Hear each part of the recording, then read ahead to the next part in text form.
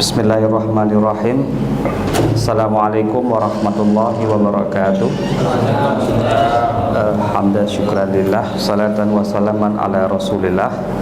Mari kita bersyukur kepada Allah Subhanahu wa taala dan berselawat kepada Nabi Muhammad sallallahu alaihi wasallam.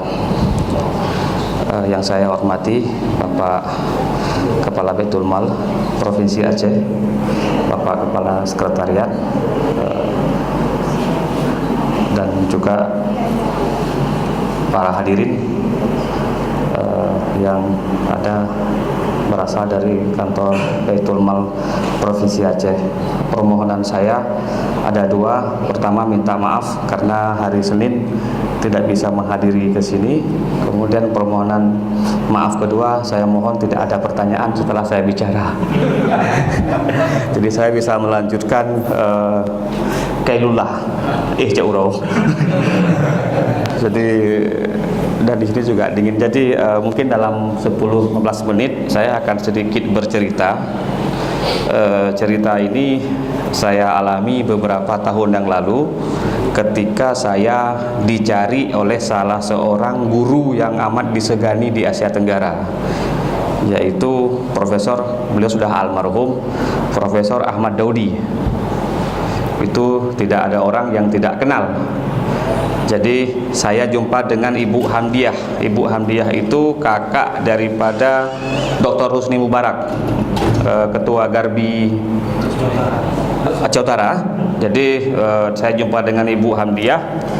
Foto perhele.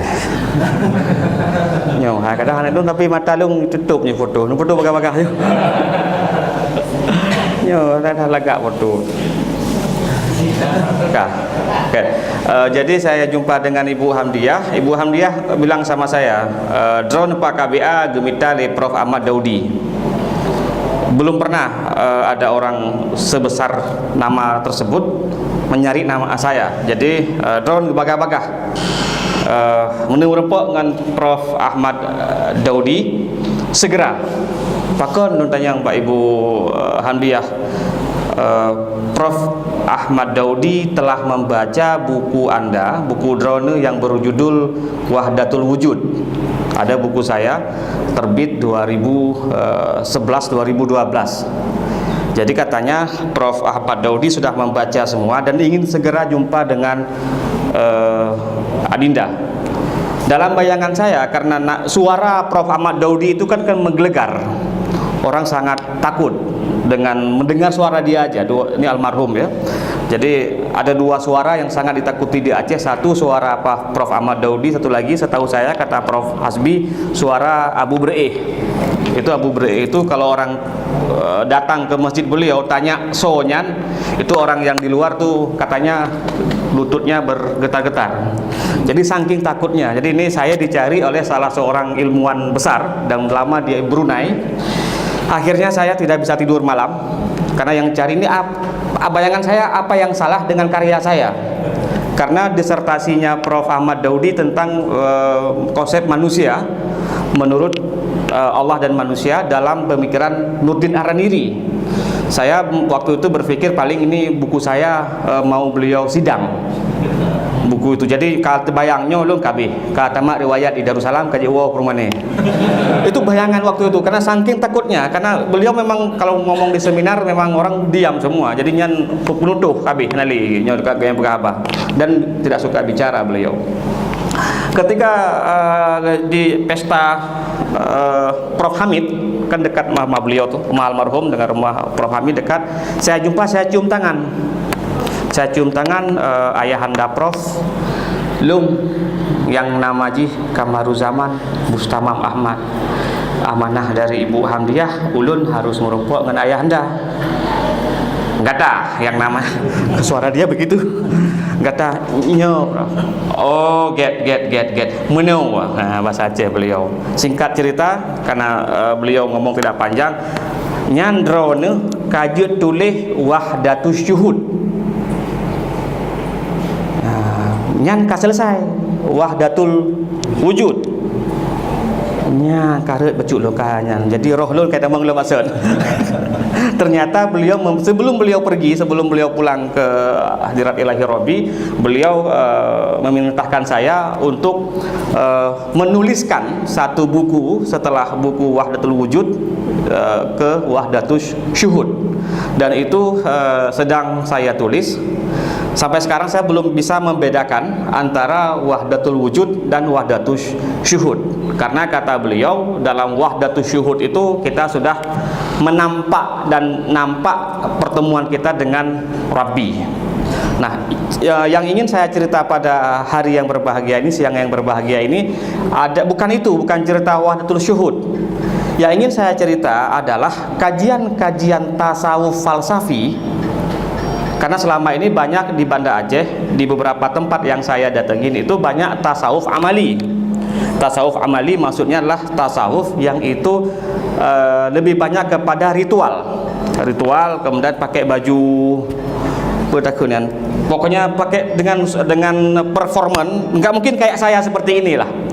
Jadi dia memiliki wibawa, kemudian punya murid, kemudian dia menjadi mursyid, menjadi khalifah, dan dia kemudian mendirikan tarekat, dan orang ikut sama beliau, ratib atau apapun lah. Dan itu dikenal dalam kajian sufi, namanya tasawuf amali. Jadi mereka ingin bertemu dengan Allah dengan beberapa metode yang diberikan atau dihasilkan oleh para mursyid atau khalifah. Nah, di Aceh salah satu studi yang paling tidak diminati adalah tasawuf falsafi.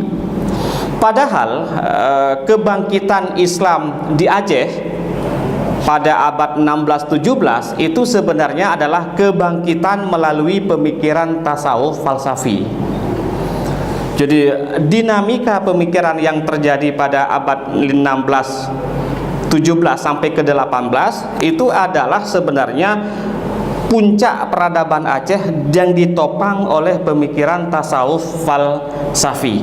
Tasawuf falsafi inilah tasawuf yang lebih banyak merenung dan lebih banyak masuk ke dalam inti dari kajian sufi spiritual. Kemudian dia membongkar pemikiran spiritual tersebut, kemudian dia sampaikan kepada khalayak. Jadi dia tidak punya tarekat, tidak punya murid secara langsung, dan dia karyanya itu bisa mempengaruhi umat. Salah satu cikal bakal kajian tasawuf falsafi di Aceh adalah Hamzah Fansuri. Jadi dalam buku saya yang lain, Acehnologi, itu saya katakan bahwasanya jika di Eropa ditemukan konsep spirit keilmuan melalui pemikiran atau filosof yang sangat terkenal itu Hegel itu salah seorang filosof dari Jerman, kemudian membentuk kerangka berpikir masyarakat Eropa pada waktu itu, sehingga pemikiran Hegel itu mempengaruhi kepada Marx, Durkheim, dan Weber. Nah, saya katakan dalam kajian saya ini, berdasarkan tasawuf falsafi, konsep spirit di Nusantara itu pertama sekali ditemukan di Aceh. Dan ini menurut saya inilah dugaan awal saya kenapa waktu itu Aceh ingin dijajah oleh pihak luar. Karena negara-negara atau kawasan-kawasan yang memiliki konsep spirit itu biasanya menjadi incaran dari negara-negara besar. Dalam studi yang saya lakukan itu ada 5 negara besar di dunia yang memiliki konsep spirit. Nanti akan saya jelaskan kalau cukup waktunya. Pertama, konsep spirit itu yang sangat kuat di Jerman, sehingga kekuatan ilmu sosial humaniora di Jerman itu sangat luar biasa. Yang kedua, konsep spirit yang sangat kuat dan sangat mempengaruhi Asia Selatan adalah India. Makanya orang Aceh itu kalau dengar lagu India itu langsung goyang-goyang meskipun tidak tahu artinya. Iya, karena apa? Rasa lagu India yang diberikan itu hentakannya masuk ke kita dan kita tidak tahu artinya sama sekali. Yang ketiga adalah Cina, dan itulah yang menjadi penguat Cina. Kenapa dia sampai hari ini bisa bertahan? Kenapa? Karena konsep di Cina itu adalah agama dan sains menjadi satu panduan kehidupan. Di orang Cina itu sains itu lebih banyak dimaknai sebagai ilmu kesehatan. Makanya orang Cina itu kan sangat memuja dan memuji leluhur. Kemudian mereka suka dengan apa namanya sinse, bak kaya je ubat. Jadi mereka hidup dengan itu, ilmu pengetahuan yang mereka ambil dari agama sebenarnya. Makanya orang Cina itu sangat yakin dengan alam semesta yang dalam kajian sufi disebut dengan makrokosmos atau alam al-kabir. Dan orang Cina sampai sekarang masih menerapkan. Saya menulis tentang buku Cina sekarang. Dan satu lagi kawasan yang sangat kuat spiritnya itu adalah Nusantara. Dan salah satu kawasan yang paling disegani yang mempengaruhi sampai ke Bima, ke Singapura, apa namanya, Temasek, Melayu itu adalah Aceh, dan itu ditemukan oleh Syekh Hamzah Fansuri. Uniknya, kajian-kajian yang bersifat fansurian artinya tasawuf falsafi itu di Aceh tidak ngetren. Tidak ada peminat, tidak ada sekarang. Kalaupun kuliah di 1A 1N, IAIN, UIN sekarang, itu jurusan-jurusan yang berbau pemikiran sepi peminat. Lebih banyak jurusan yang itu langsung menjadikan seseorang menjadi pegawai di bank A atau jadi semua jurusan atau prodi yang menghasilkan angka itu banyak peminatnya. Ini akan saya ceritakan kenapa kemudian kita mundur dari segi peradaban ilmu. Sedangkan kajian-kajian yang bersifat pemikiran yang seperti yang dilakukan oleh Hamzah Fansuri ini, Hamzah Fansuri menemukan konsep spirit melalui puisi. Sehingga kemudian ada Profesor Abdul Hadi yang mencoba menerjemahkan puisi-puisi Hamzah Fansuri, dan itu sangat dalam maknanya. Salah satu sarjana yang menerjemahkan puisi Hamzah Fansuri itu adalah Sayyid Naqib Alatas. Kalau Bapak Ibu pernah dengar yang di Malaysia, Sayyid Naqib Alatas itu adalah salah seorang yang dianggap oleh Fazlur Rahman pemikir yang paling jenius di Asia Tenggara. Kejeniusan dia adalah mampu membongkar pemikiran dari Hamzah Fansuri, dan akhirnya kajian dia itu menjadi salah satu masterpiece tentang peradaban keilmuan di Asia Tenggara, khususnya di dunia Melayu. Nah, uniknya, makanya saya kenapa kemudian buku itu, buku Wahdatul Wujud, isu-isu tentang spiritual itu saya bangkitkan kembali setelah saya pulang dari Australia. Harusnya saya menulis tentang yang bersifat non spiritual, artinya relasi sosial, tentang teori-teori sosial, tetapi saya balik kemudian mencoba membangkitkan konsep spirit Hamzah Fansuri. Nah, inilah kemudian yang membentuk wajah peradaban Islam di Aceh, karena dalam studi Islam berbagai keserba pertamaan itu ada di Aceh. Contoh, kajian perbandingan agama di Asia Tenggara itu pertama sekali ada di Aceh. Kitabnya Tibyan fi Ma'rifatil Adyan, itu karangan Syekh Nurdin Ar-Raniri, dan itu kitab menurut karya Steinbrink merupakan kitab perbandingan agama yang pertama di Asia Tenggara dan di dunia Melayu. Sayangnya sekarang jurusan perbandingan agama nggak ada orang. Ini fakta. Fakta kenapa kemudian rekayasa pendidikan, rekayasa studi Islam, apakah dia UIN atau Unsia, sekarang Unsia saya ganti menjadi USU setelah jalur Gaza, Universitas samping UIN. Jadi kenapa kemudian generasi muda tidak bisa lagi masuk kepada kajian pemikiran? Susah sekali. Jadi sekarang anak-anak muda disuruh masuk ke jurusan-jurusan yang mengajak mereka mendalami, berkontemplasi, apalagi bicara tentang tasawuf spiritual, itu tidak bisa, roaming. Akhirnya apa? Dominasi studi Islam hari ini didominasi oleh mereka-mereka yang dari kaum eksak. Jadi 1 tambah 1 harus 2, yang itu sekarang beredar di media sosial. Dulu pada zaman saya kuliah di Jogja, itu kalau lulus di akidah filsafat itu sangat luar biasa. Nyan kamu kenal. Dan orang-orang UGM itu nggak bisa sembarangan sama kami. Kalau lulus di jurusan yang berbau perbandingan itu bahu kamu. Tapi kalau lulus, yang lulusan SMI atau HES, sorry. Ini mau saya bilang, bagaimana kemudian tradisi berpikir orang Aceh itu sudah ada fondasinya, dan hari ini tidak ada ruang. Tidak ada ruang sama sekali karena dominasi kajian-kajian eksat. Dan di Banda Aceh saya lihat tokoh-tokoh atau pemikir-pemikir yang dia berbicara pada level pemikiran itu kurang laku. Jadi kalau kita cek di ceramah-ceramah bulan Ramadan itu hampir semuanya ceramah-ceramah yang 1 tambah 1 sama dengan 2, 2 tambah 2 sama dengan 4. Jadi mereka yang melihat sesuatu yang pasti. Nah, pada zaman saya di Yogyakarta itu kami kuliah di Jogja tahun 96 itu hampir semuanya produsen pemikir itu ada di jurusan yang tadi itu akidah filsafat, sejarah agama. Kalau saya perbandingan pemikiran hukum Islam, ternyata ini diadopsi di Malaysia. Di Malaysia ada sebuah jurusan namanya revealed knowledge, ilmu kewahyuan. Kalau tidak salah ada orang alumni UIA. Nggak ada ya, ini UM ya, hidup UM. Ya. Karena apa? Karena orang di sana, di sebelah sana itu di dunia Melayu masih menganggap pemikiran itu merupakan sesuatu yang penting. Sehingga dari kajian tadi yang saya sebutkan, Sayyid Naqib Alatas melahirkan sebuah lembaga yang sangat disegani di dunia, yaitu ISTEK.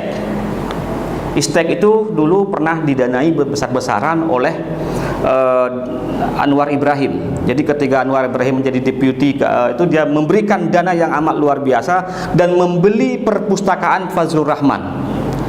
Setelah itu masuklah beberapa orang dari Nusantara belajar di ISTEK. Karena waktu itu tidak ada lagi kiblat studi pemikiran Islam, peradaban Islam di Asia Tenggara. Karena dominasi waktu itu muncullah islamisasi ilmu pengetahuan dan muncullah ekonomi Islam. Jadi ekonomi yang disunat masuk Islam. Kira-kira begitu konsep filosofinya. Kan bank Islam kan bank hanya di Indonesia yang ada bank syariat, di luar negeri bank Islam. Jadi di sini ada bank syariat, bank hakikat, bank makrifat.